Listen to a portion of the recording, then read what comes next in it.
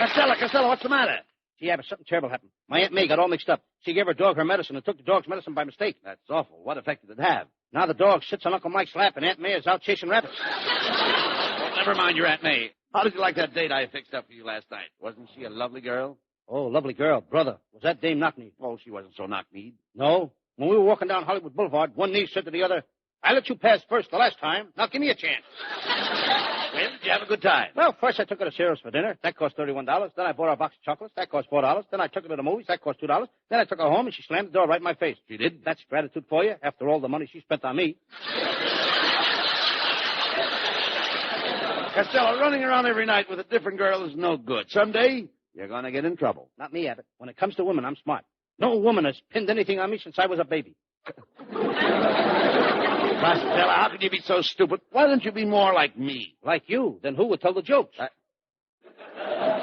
I mean, you should use me for a model. I'm a model man. A model man? That's what started the last fight between my Aunt May and Uncle Mike. He got mad because Aunt May called him a model man. Why did your Uncle Mike get mad? He looked it up in a dictionary and found out that a model is a small imitation of the real thing. What happened then? They really had a fight. They fought tooth and nail. Tooth and nail? Yes, Aunt May nailed Uncle Mike in a puss and knocked out his tooth. All right. You're late again today. What's your excuse this time, Lou? I couldn't happen, Abbott. When I got to Hollywood and Vine, the traffic was all snarled up. Was there an accident? No, some tourist stopped for a red light. I see you got another traffic ticket, eh? Yep. Costello, that's 6 traffic tickets you've got this week alone.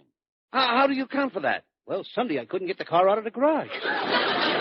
Well, what is the ticket for this time? Double parking my car? And it's a $200 fine. It can't be. It's only $2 fine. Lots of people double park their cars. On top of other cars? You enter your car in the midget race. Well, that wouldn't be fair. Why not? How would it look, a big guy like me racing against those little midgets? You know, your brother Pat borrowed my car Saturday. There's really a fast car. Yeah, Pat, let me drive your car. I turned off the road and cut right through the farm. I was driving so fast that I went past the beans and corn. It looked like succotash. How fast were you going? 80 miles a minute. You mean 80 miles an hour? I mean minute. That car of yours won't go an hour. You idiot. You had no right to drive my car through a farm. I had to have it. If I drive it down the road, I'd pass a junkyard, and every time I do that, the car would stop. Why? It gets homesick. Now, look, that car is in great shape, Costello.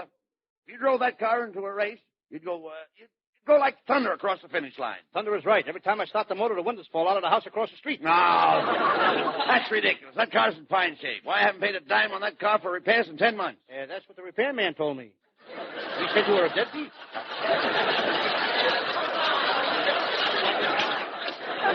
Keep your personal remarks to yourself. Tell your brother Pat that he ruined my car. When he brought it back, the engine was smoking. Well, it's old enough to smoke. What do you want it to do, chew tobacco? Never mind that. I had some new tire covers in that car, and they're gone now. Those tire covers were no good, Abbott. I put them on the tires. They didn't last 10 miles. Costello, you are an imbecile. Oh, Boulder! Now you made me say a bad word. What? What are you talking about? Boulder's a dam. Isn't that a bad word? Enough of this nonsense. See that my car's brought back to my house tonight. Oh, I don't think I can bring it back tonight, Abbott. This afternoon I took it out for a ride, and a big truck tried to beat me to the intersection. What? Now, wait a minute. Don't tell me you ran my car into that truck. No. Well, thank goodness for that. The truck ran into me. Ask you the owner of that truck. Who owns it? What does the truck look like? Well, it was a big, bright red truck with a lot of brass on it. There was a long ladder on it, and there were 6 fishermen in it. Fishermen? 6 guys with rubber coats and hats. Brother, were they zooming along. With you, that was a fire truck, and they were a fireman going to a fire. From now on, you stay away from my car and stay away from my house. You ain't got any house. That's where the fire was.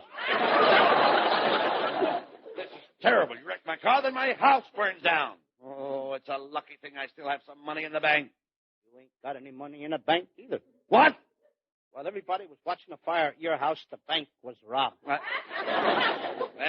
there goes everything but my wife's car. Got to tell you, Abbott, the guy that robbed the bank took your wife's car to make their getaway. Well, this is awful. My car's wrecked.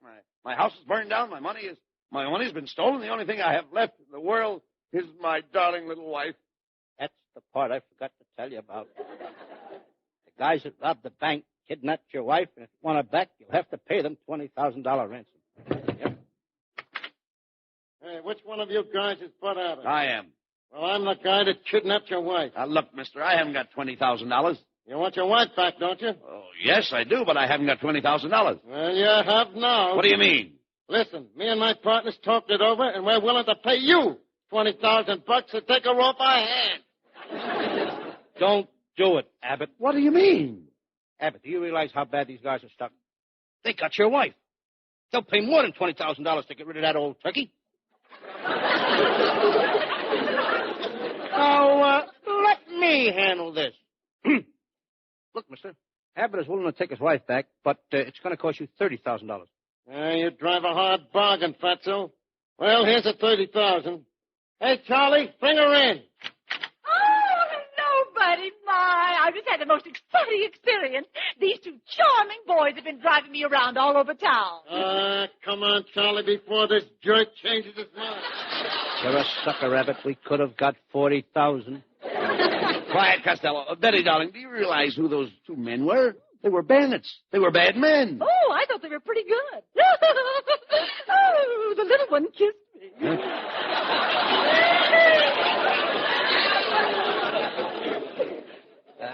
Mrs. Abbott, how could a little short guy like that kiss a big, tall woman like you? I boosted him up on a chair. Oh, so what do I say? How dare you? Costello, how can you suggest that my wife would stoop to kiss a bandit? She didn't stoop, Abbott. She boosted him up on a chair. Oh, you insignificant imbecile. Mrs. Abbott, when you call me that, smile. Why? I'd like to hear the wind whistle through your teeth. Costello, I have beautiful teeth. Yes, one upper and one lower. They ought to get together someday for lunch. Now, cut that out, Costello. My wife has had a very tough day. Our house burned down, and she was kidnapped by bandits, and you're picking on her. Why? Why? Why do you continually insult my wife? Oh, I'm a bad boy. I'll say you are a bad boy, and it's all because you wasted your time in school. I didn't waste my time in school, Abbott. We were so poor we went to school without any shoes. And the kid that sat next to me, his father was a millionaire. I worked hard, and he didn't. I graduated, and he failed and was expelled. I never saw him again until last week. You know what he is today? A bum, huh? No, a millionaire. His father died and left him all that money. Costello, I don't know what the future holds for you. Oh, maybe I can help him, Bud. Here, Costello, let me see your hand. I'll tell your fortune. Okay. My. What an interesting hand. Oh, this line tells me that you have 6 children. I ain't even married. You'd better get that line fixed. Oh, now let's see. Oh, yes, this is your lifeline. Oh, my. You'll live to be 28 years old. But I'm 33 now. Oh, how do you like that, Bud? He's been dead for 5 years and doesn't even know it.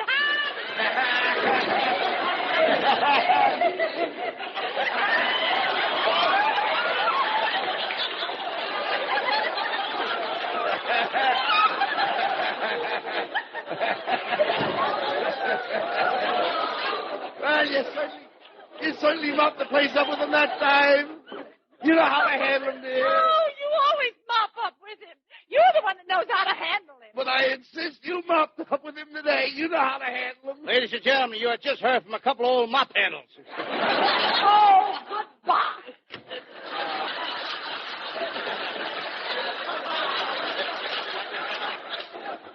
My wife is a wonderful girl, Costello. She's a picture of health. Did you notice her rosy red cheeks? Red cheeks are the sign of good health? Certainly. Well, tonight she was healthier on one side than she was on the other.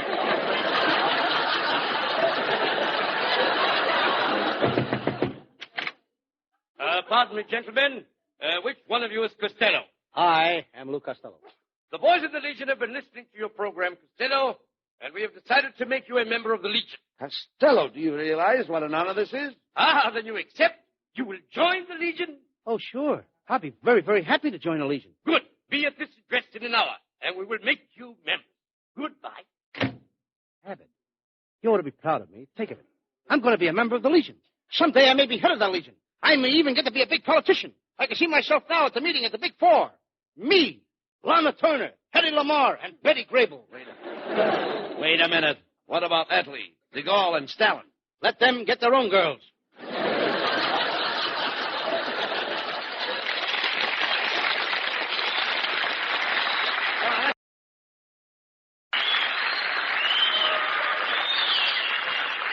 Well, Costello, there's the Legion headquarters office of the captain. Let's go in. Costello, there's a great honor for you. Yes, it reminds you of the time I went to Harvard. I was in a medical school. You went to Harvard Medical School? Yes. What were you studying? Nothing. They were studying me. Talk sense. Let's go into the Legion office. I see you have kept your word. You have come to join the Legion. Costello, I will now swear you in. Place your left hand over your heart and repeat after me. After me. Go. Costello, the man wants you to repeat after him. I beg your pardon. After him. No, not after him. I want you to repeat after me. Okay? After me. Yeah, tell me when he says he wants you to repeat after me, he means he wants you to repeat after him. Make up your mind. Do I repeat after you or after him? After him. After me. Why don't you two guys go out in the alley and fight it out? Never mind that. We'll dispense with the formalities. Abbott and Costello, do you wish to join the Legion? We do. Good. You are now members of the Legion. Our boat leaves for Morocco tonight.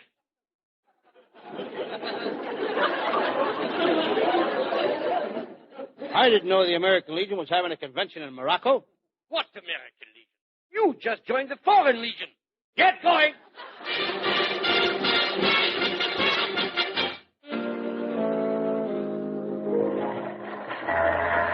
Well, now you've done it, Costello. Joined the Foreign Legion. Here we are in this rat-infested ship. Look at that cutthroat crew. Look at the captain. He's standing on the bridge. Well, the captain is supposed to stand on the bridge. While it's still in the sailor's mouth? The worst thing on this ship is the food. Yes, it's pretty bad food, Abbott. Yes, sir. Today I threw my lunch overboard, and the fish threw it back. Well, I hope the food will be better when we reach Foreign Legion headquarters. I heard the food they eat there will make you as tough as nails. What do they eat? Nails. And the cheap kind. Penny nails. Here comes the captain. Hey, you two! I told you not to come up on deck. If you disobey my orders again, I'll cut your ears off. I'll hang you from the mainmast by your toes and stick this pool cue in your ear and play billiards with your eyeballs. And if that don't work, I'll torture you. Yeah? Well, I can lick you with both hands tied to the rail. Well, why don't you do it? All right. Let me tie your hands to the rail.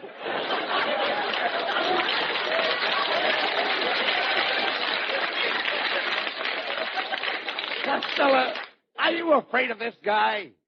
Nah. Then go ahead and fight him. Suppose he does kill you. What's better than dying like a hero? Living like a coward. Well, you are lucky you didn't start anything with me, Costello. Why, I jam my fist in your mouth, jar your teeth loose, and beat you to a jelly. Jam, jarred jelly. Heaven preserve us. I remember, I'll be keeping my eye on you.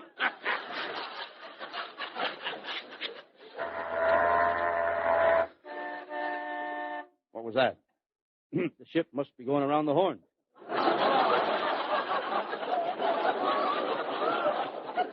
Look, we're coming into shore.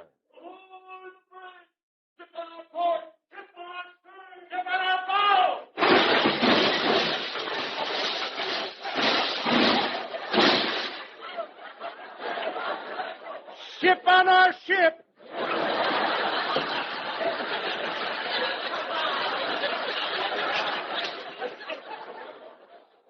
Come on, Costello. Come on, Costello. Nobody's watching us. Let's jump overboard and swim for shore. Quick, you jump first. Here I go.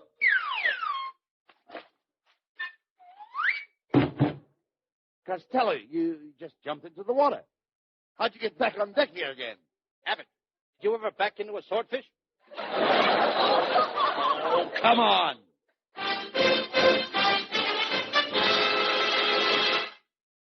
Stella, no one saw us get off that ship. Now, we can only sneak across the desert, we may escape from the Foreign Legion.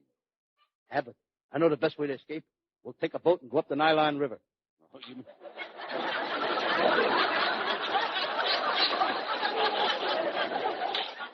you mean we'll go up the Nile River? Nylon is something that goes on a girl's leg. Well, you go your way and I'll go mine.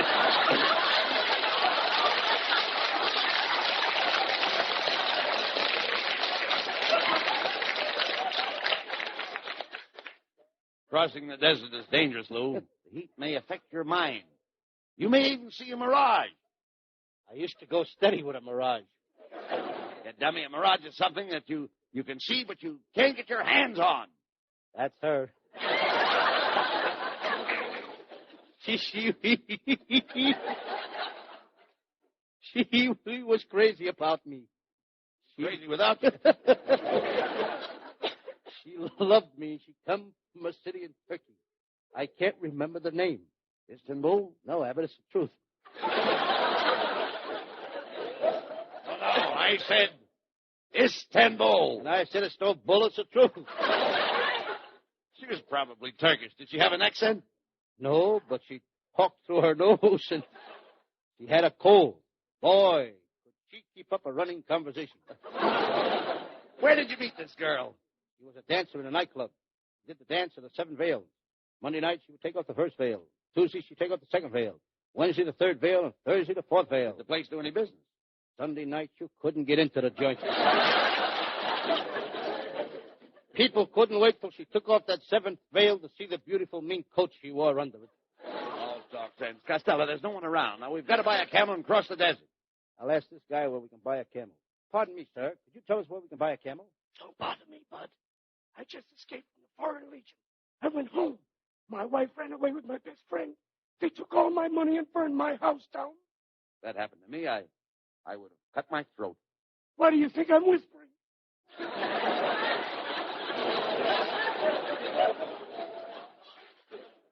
Abbott, there's the place we're looking for. See that sign? Honest Hassan. Used camel dealer. Come on. 900,666, 900,667, Look, 900, Abbott, he's counting his money. 900,668, 900,600. Mr. Hassan. Huh? What is it? Oh, you made me lose count. I got to start over. 1, 2, 3, 4. Look, count that money later. We want to buy a camel. Oh, customers. Oh, well, there's a bunch of dandy camels over there. You mind if I carry a couple of them? What do you want to carry a camel? Why not? Camels carried us for 5 years.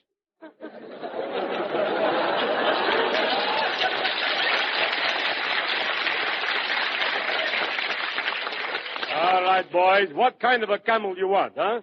Would you like 1 hump or 2? 1 hump with lemon, please. Mr. Hassan, what is that camel over there? The one with the 6 humps. Oh, that's our station wagon model. Well, we'll take him. We've got to get across the desert. Oh, if you're going across the desert, you'll need a guide. Oh, guide. The shifting sands blot out the trails. My guide, Abdul, he's the greatest of the desert. Abdul can find a trail buried under tons of sand. Abdul can find his way through anything. Good. We'll hire Abdul now. Sorry, you can't have Abdul now. Why? He's lost. Come on, Costello. We've got to get out of here. We'll cross the desert alone.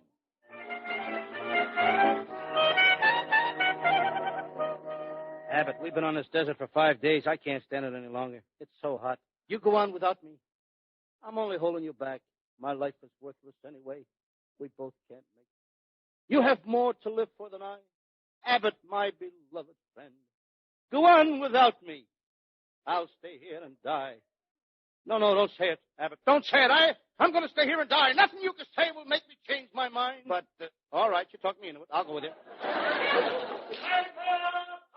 Los Angeles Express. Get the 5-star final. Los Angeles Express. Hey. What are you doing out here in the middle of the desert selling the Los Angeles papers? Boy, did they give me a lousy corner.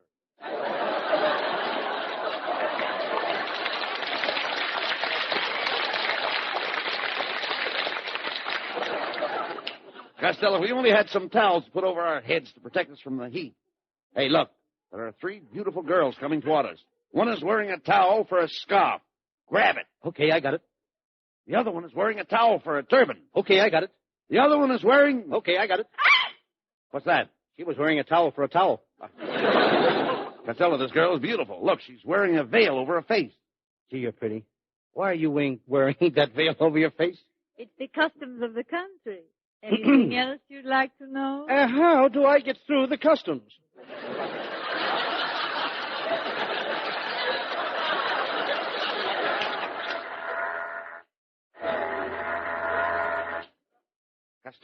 Costello, we did it. We've crossed the desert. Look, there's a boat. We're going back to America. We've escaped from the Foreign Legion. Come on.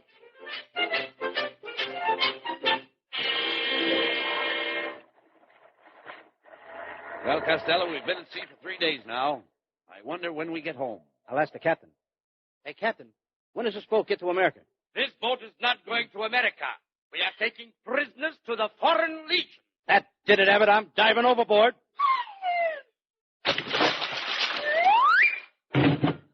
Costello, you just jumped into the water. How'd you get back on deck? Did you ever back into a swordfish? You did that joke before. So what? I like the joke. I'll do it again. Did you ever... Come on!